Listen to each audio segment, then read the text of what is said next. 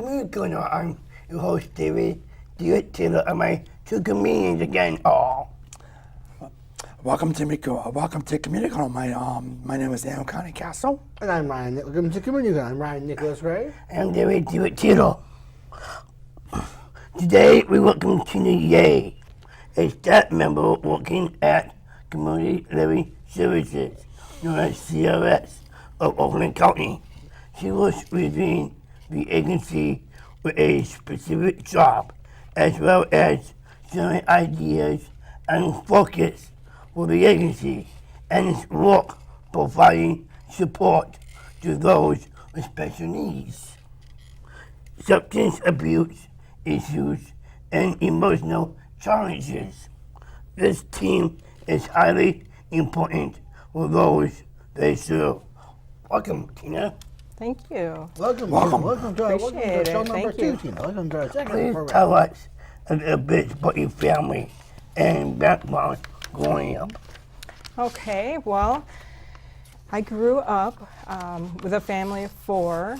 My parents have a very loving relationship, and we did a lot of things together as a family. We did a lot of camping and bike riding, fishing.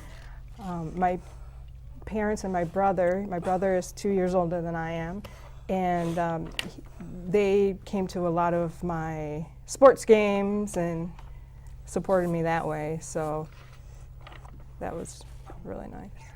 Aaron? What has been your experience during your school years? During my school years, I loved to study. I loved my schoolwork. I was a little bit obsessive about it, but I enjoyed learning. I studied social work, actually. I'm in the IT field now, but I had little time for friendships and fun, but I did definitely have some fun. So.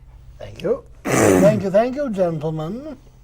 Tina, tell us, what are your personal hobbies and interests? Okay. Well, kind of back to my upbringing. I love to go camping. One of my favorite things to do is fishing. Fishing? Yes, especially early in the morning, like when it's really quiet and peaceful and the water's calm. And I love to paint, acrylic painting on canvas. Yes, I'm still kind of a beginner, but I really enjoy doing that. And I have a partner and 2 children and 2 dogs, so we do a lot of things as a family, so yes. Oh, great. If you went to high school, what high degrees did you study? The degrees that I studied, in undergraduate school, I studied social work and biblical studies, actually. And in graduate school, I continued and studied social work. So, yeah, and I'm doing IT now. Yeah. So. What has been your work experience? My work experience, well, I started right out of college working at Detroit Teen Challenge. So I worked with people with substance use disorders, and then I loved that job. That was wonderful. And then I really have worked in a lot of the different core providers in Oakland County. I've worked at TTI and Easter Seals. I worked at TTI with children with autism, and Easter Seals, adults and children with emotional and mental impairments, and now at CLS, so, and Common Ground too, actually. Cool. So, yes, it's been a great experience. I enjoy the kind of touching on every aspect of the work. So. Ryan? Thank you, gentlemen. Tina, tell us, so do you have anyone in your family or a friendship circle with a disability? I do, actually. Probably the most influential person was my Aunt Margie, and actually she just passed a few years ago. Oh, I'm so I'm sorry. so sorry for your Yes, loss, man. yes, So she was- sorry for your loss, my dear. Thank I'm you. so sorry. Thank you. Yeah, she was a very influential person, and I think she made me laugh all the time. Laugh, She was really? very funny. Yes. She liked to make fun of a lot of different situations, even Funny? of herself and Oh, her. boy. Yeah, or me every once in a while. Really, But we had a lot of fun together, You really and did? I adored her. So, You did? yeah. Well, that's cool. Yes. David? Can you explain your specific job title and role? Once again. Yes, absolutely. I was just thinking that, when you asked about my work experience, I talked all about the social work type of thing, and then I didn't even touch on the IT aspect. And so to get into that a little bit, what I do now is work with the technology, work with our staff, and help them I try to help make it easier for them to work with the people that they support. So if there's a way I can make it easier for them to click on a link to get to a different report that they might need, or if I can create a report that will help them organize themselves better, then that's my favorite part of what I do. But I also work with helping if they need to connect to a printer, or if their monitor is not working, or that kind of thing too. So What type of paperwork is required? paperwork, for me, really, it's more electronic paperwork.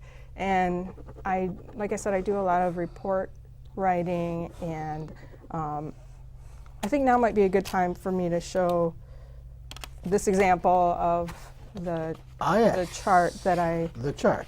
I brought for you. And Now, tell us about this. Tell us Sure. about this chart. Yeah, please do. so this chart is something that I help with our staff to help keep current on their data and keeping things updated in the system. And so I will create something like this to show that we're doing everything that we need to be doing. So the chart below it is an example of one of the main outcomes that we look for is we want to improve employment rates and try to help people get into the community with their employment, be completely integrated, right? So by completing their data, our staff, for example, this is the BH-TEDS one, the green one, that's also considered demographics. So when they complete that, we're able to pull information and see that we've improved every year. So if those were incomplete, we wouldn't necessarily have the information on the employment income. Wow. Employment job. I see last year you had 93.9% last year in fiscal 2017. Sheesh. Maybe you had too much money back in those days.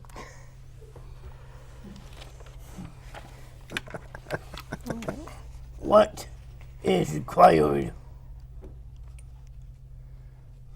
in energy job training and work credentials? Okay, well, my credentials, I actually do have a licensed master social work, license for social worker. And I do have to keep that up, and I like to keep that up even though I'm doing IT work, in part because it keeps me in touch with what we're doing at our organization, also because I think it's important to continue with that licensure. Now, so in doing that, I have to take some trainings and continuing education, and I take some different classes, and sometimes it requires an exam. Exam? Yes. Oh boy. I So- hate those exams. I hate them in school. And then did too. for, For the IT side, I don't have to do anything formal, but I do a lot of informal type of training or take some online courses. And now tell us, so do you need to certify yourself in any way? If so, what and how? I'm sorry, could you repeat the first part there? Do you need to recertify yourself in any way? If so, what and how? Yeah, that's kind of like what I was saying before, that for my master's in social work, to keep up with my licensure, I have to take some continuing education courses. Yep. What takes place in a regular day at the office? Oh, good question. Regular day at the office. I usually walk in and I think about, okay, what is my day going to be today? Because it is always different. And I usually open my email first and take a look at what has come in for the morning and see if there are any urgent requests or anything that's really needed right away. And then a lot of that might be somebody having some trouble with an electronic record. Our independent supports coordinators will often give me a call and ask me to kind of walk them through how to complete some of the data points or something on the record. And typically after I answer those types of questions or those phone calls, then that's when I dive into projects. And the projects that I work on are usually the reports or anything that I can do to help make us more efficient, to help make the work that we're doing, the work that our mentors or independent supports coordinators do, make that easier for them in some way. Anyway, tiny way makes a big difference. So, What if any conferences do you attend as a speaker, a panel leader, or just a guest? okay. Let's see. As I have not done any. I haven't done any speaking engagements as of yet, but that is one of my goals. I do want to kind of share some of the things that I've learned between my clinical background and the IT work that I do, because I really feel like that's been helpful for me to sort of merge those two worlds together. And I also sometimes do have like a lot of meetings where I might lead a meeting to talk about how we can improve something, but nothing formal. Nothing. Really? What if ongoing training is needed to support your job? Well, we have different trainings. Our basic required trainings would be like the first aid, the CPR. Sometimes I'll sit in on some of the other trainings like person-centered planning. We also are required to take recipient rights and HIPAA. That's a big one for me. HIPAA? And Oh boy. protected health information. And so I take a lot of the same type of trainings that everybody else takes. I have maybe one or two more that are more specific to protecting health information, though. Yep. We take that very seriously. Really? Yes. Did you say PIPA? HIPAA. HIPAA. Oh, HIPAA. Yep. Oh, so it's something totally Health different. Yeah, Information it's the Portability Health Act. Act. So Okay, no so- one knows what your personal confidential records. No one Okay, knows about them. okay, it's something totally different than what I was thinking then. Okay. That's cool. So now, Yeah. tell us, are there can't any do anything right now. countywide meetings you must attend to share information, get fresh ideas, or goals? Sure. I was on camera. Yes, we have what's called an Odin user group, and what that Odin? is Odin. Yep. What does Wooden stand for anyway? Oakland Data Information no. Network. I'm guessing here. Please don't quote me on that. I'm not I going am to. being I won't. quoted I on promise. TV. Jenny, Jenny's watching Jenny. This has nothing to do with you, Jenny. Nothing. Okay, so yes, it's an electronic medical record or electronic health record. That's what it is. Yeah. Thank you.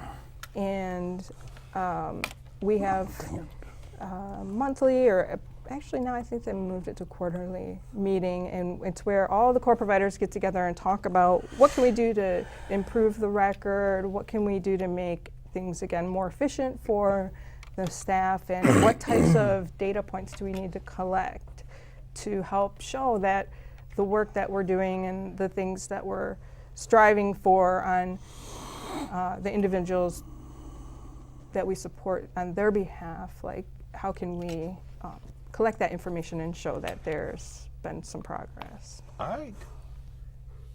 David? Are you to do tax alone or as a client staff team?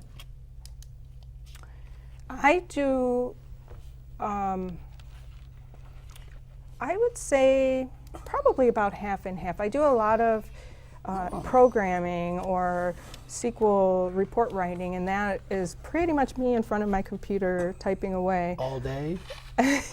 No, that's usually like after I check the email, after I Really? answer those urgent calls or Oh, whatever. boy. But then I also work very, very closely with our entire staff, and we brainstorm together. We look at our different processes, procedures. We work together, and it's fantastic. So. Do you work within the agency staff, or do you take requests from the people you serve? I work with the agency staff for the most part, but I really do like to think of it as like my mission and what I do for myself is that ultimately it works its way down to everybody, including the people that we support, because if there's some way that I can help the staff, it's freeing them up to spend more time working with individuals and what's important to them. So. All right, Tina, I have a question. There's two questions, Sure. Tina. How long have you been working for CLS? I've been working for CLS for Come on, tell me how many about a years. year, not quite a year, but I worked for about 3 years Okay. with And, CLS and then just and? took a little break. And has your job description changed, and if so, how? My job description has not changed very much. That's not? Oh, that's cool. No, not really. I think that I do a little bit more with the processes and looking at the procedures and how the organizational flow works now. I think I might be a little bit more involved with that, but otherwise, it's pretty similar. Okay, here's two questions in one. Okay. What in general changes take place with your specific job? Changes that take place. Well, it's always changing because we use different technology. We try to come up with the most up-to-date technology to, again, make things more efficient for our staff. So I have to learn sort of the latest and greatest, or maybe a new program or something like that. So, Are these county changes or state changes or federal regulations? We do have county and state changes. Like if we have a different requirement that needs to be fulfilled, then there might be something added to like our record or something like that. And it might change the way the paperwork is completed for our staff, and then that in turn might change the way our process flow works with the technology. Please show us. Please show our work goal. Our work goal. A work goal. Yeah. Oh, okay. Probably my biggest work goal is to just every day make something a little bit easier for everybody. I think a personal long-term goal would be to be able to share a little bit more about how I try to integrate the clinical with the technology aspect. Nice. Yeah, thanks. Next question for you, I think. How are your job goals determined? Agency, individual, or Medicaid rules? Repeat that one more time, please. How are your job goals determined?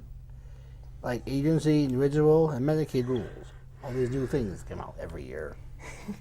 How are my job goals or rules? Goals. Goals. My goals are determined basically by, I have my personal goals, but I also look at what is happening in the agency, what is happening in the state, and how I can support that as much as possible. We talk about that as an organization, not just me, but we try to come up with different ways to do that. So. Nice. Please share your job goals for the future. Okay, just kind of, as I said, I would like to really try to share a lot of the clinical integrated with the technology, and then also I have something I really want to learn on base. It's called On Base. It's a document management system, and there's a lot that you can do with it that helps with the automation of things. So that's one of my goals. That's Ryan, all. please close. I will. I'm going to do it slowly get down. We have time for fair questions. We are so happy to have joined us today, Tina. Thank in you. The agency to those agencies in need, and this work is highly important. All the benefit agency support and goals, assisting us in living full, positive lives, to gain skills and positive employment opportunities. Each member of CLS staff contributes to the whole, and we thank you so much for serving. I'm Ryan Nicholas Gray. Thank you.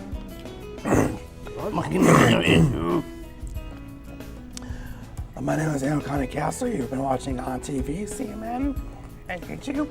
I'm DeWitt Taylor. You're watching ONTV, CNN TV, and YouTube.com. We'll see you all next time. See you Community. all in September. On September Community Corner. Good night. Ciao. you. Arrivederci.